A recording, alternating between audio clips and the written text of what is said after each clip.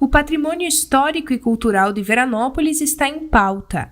Isso ocorre porque no dia 17 de maio teve entrada na Câmara de Vereadores de Veranópolis o projeto de lei executivo número 67, que delimita uma série de regramentos para a preservação do patrimônio veranense. Essa lei da preservação do patrimônio histórico, ela é constitucional. Está na Constituição de 1988.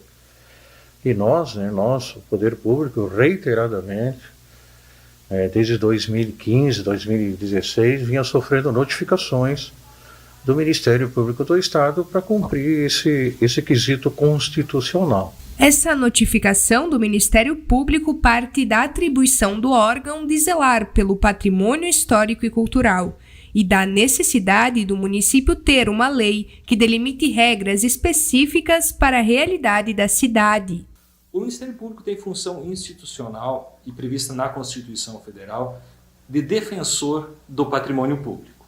Então, isso é importante saber. Então, não é o promotor de Veranópolis, sim uma função do Ministério Público, a defesa do patrimônio histórico e cultural.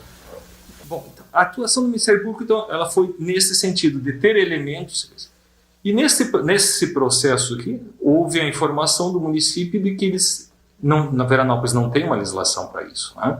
Então, nós nos valemos de princípios gerais, de normas constitucionais e normas federais, mas não tem nada em termos de município que garanta, seja a preservação do patrimônio, seja legislação que determine o que é de interesse ou não, e seja também no sentido de preservar e dar direito aos proprietários.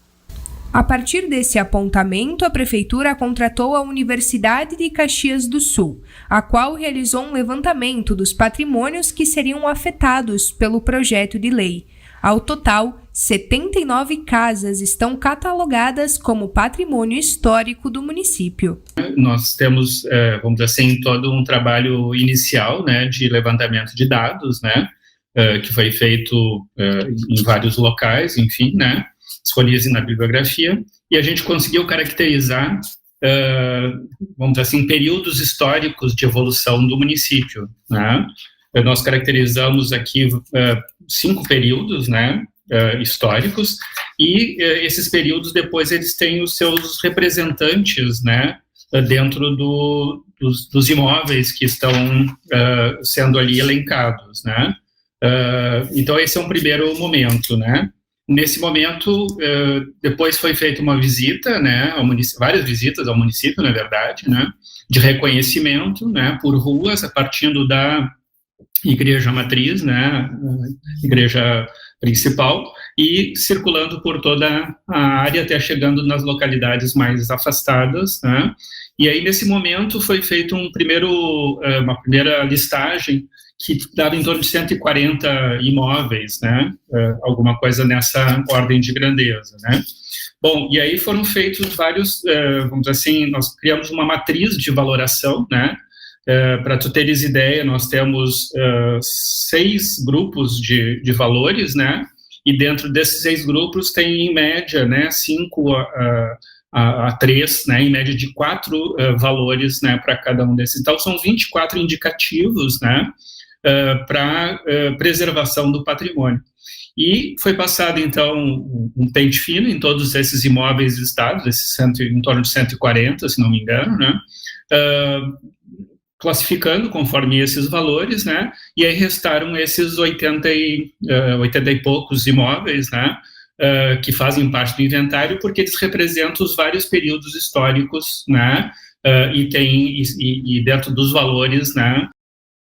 Diante disso, a cobrança do Ministério Público pelo andamento do projeto se intensificou, fato que terminou na proposição do projeto de lei por parte do Executivo. Tratando o serviço da UX para a elaboração dessa lei e também para fazer uma avaliação. Então, não partiu do Ministério Público a determinação para fazer essa avaliação, até porque não é papel do Ministério Público, e muito menos para se fazer uma lei. Bom, mas foi feito isso aí e foi encaminhada a lei. Sim, a partir do momento que o município contratou a UX, o Ministério Público foi cobrando. Bom, já que tem a contratação desse serviço, queremos o resultado, até porque é importante para todo mundo. Autoridades frisam também a importante distinção entre o que está em pauta neste momento. Agora estão sendo discutidos os regramentos que posteriormente serão aplicados nos edifícios selecionados, que poderão ser ou não os delimitados no inventário. E é isso que está em votação, gostaria de deixar isso bem claro. Não é o inventário que está em votação, é a lei que regulamenta a preservação do patrimônio histórico. E depois, mais um passo adiante, seria a discussão desse inventário. Os bens que poderiam ser tombados ou não, que essa nós achamos que é uma discussão a posteriori. Talvez este seja o grande problema e a discussão está gerando. Nós misturamos no mesmo momento de discussão uma lei que preveja o que é patrimônio histórico, que preveja como nós vamos defender, como nós vamos instituir e o que vamos fazer para o patrimônio histórico, ao mesmo tempo que nós estamos discutindo de quais são os imóveis que vão ser protegidos. Acredito que a melhor discussão seja, primeiro, nós queremos ou não uma preservação do patrimônio histórico cultural? Sim, vamos criar a lei. A lei estabelece todos os diretrizes, todos os parâmetros. Diz como deve ser o processo de avaliação para definir se esse imóvel vai ser inventariado, vai ser tombado ou não, garantindo o direito de defesa ao proprietário, para que aí sim, estabelecido critérios que vale não para o meu imóvel, vale para o município todo, a partir daí sim, nós temos os imóveis e vamos ver se aqueles imóveis apontados, eles preenchem todos os requisitos legais para serem considerados de patrimônio histórico e cultural.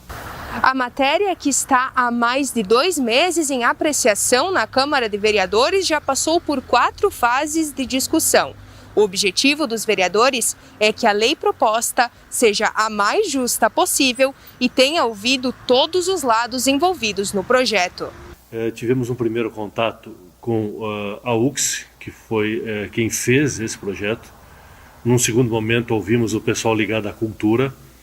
O terceiro e quarto momentos foram com as famílias envolvidas, que descontando são 80 imóveis, descontando os imóveis públicos, são em torno de 65.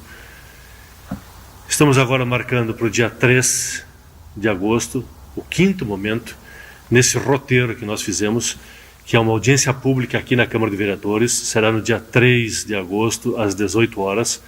Nós vamos distribuir senhas na entrada, 30 senhas. Nós pedimos que as pessoas que querem acompanhar, que será divulgado no Facebook da Câmara para acompanhamento, e as pessoas que vierem até a Casa Legislativa, que retirarem a senha, obrigatoriamente elas terão que se manifestar na nossa tribuna. Depois dessa audiência pública, nós vamos buscar mais subsídios junto às forças vivas do nosso município.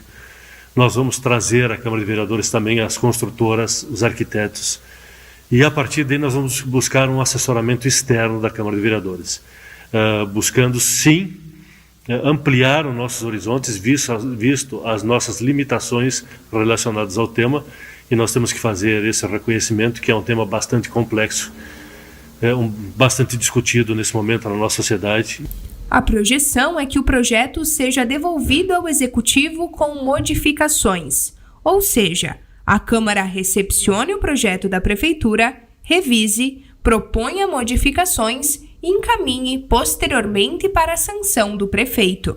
Porque nós, Câmara de Vereadores, não vamos nos omitir, os 9 vereadores vão entregar à população de Veranópolis um projeto de lei relacionado ao patrimônio.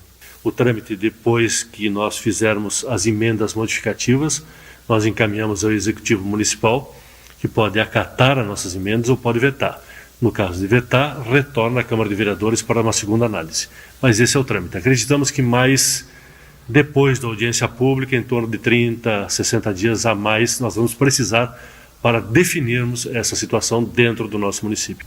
O assunto divide opiniões entre a comunidade veranense. Os proprietários dos imóveis, porém, se colocam majoritariamente contra a medida. afirmando que os incentivos são insuficientes em contrapartida das perdas ocasionadas pela lei. Totalmente contrário, né? É um projeto que em nenhum momento pensou nos moradores, né? Nos donos dos imóveis. Ninguém nunca foi consultado, inclusive fomos os últimos a saber, né? Tem gente que até a semana passada, por exemplo, uma semana antes da reunião, nem sabia que seu imóvel estava dentro dessa lista, né? Então, pelo menos a gente gostaria de entender quais foram os critérios, né, de escolha.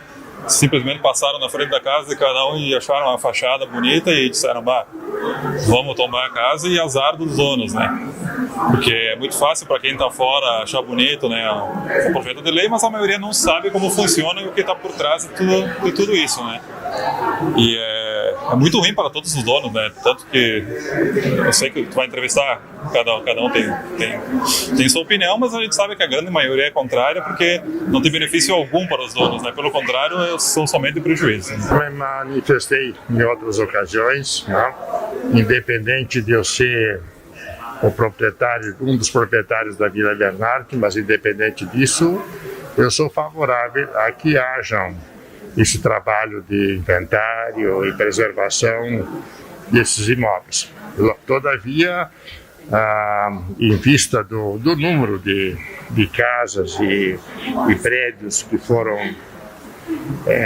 incluídos nessa primeira lista, eu acho que tem que se haver um trabalho muito bem feito, né? Eu não acredito que todos esses imóveis devam ser preservados, mas eu acho que temos que ter. Eu trabalhei em muitas cidades do estado e eu acompanhei esse trabalho em outras cidades, Garibaldi, Estrela, um trabalho muito bonito de algumas propriedades que têm um valor significativo devam ser preservadas. Essa é a minha opinião. O assunto ainda terá muitos desdobramentos no município. Agora falta que a Câmara tome a sua decisão e posteriormente encaminhe ao Executivo, que dentro de suas atribuições irá tomar também a sua decisão diante do que partir dos vereadores. Por enquanto, fica a angústia dos moradores em relação ao futuro do seu patrimônio.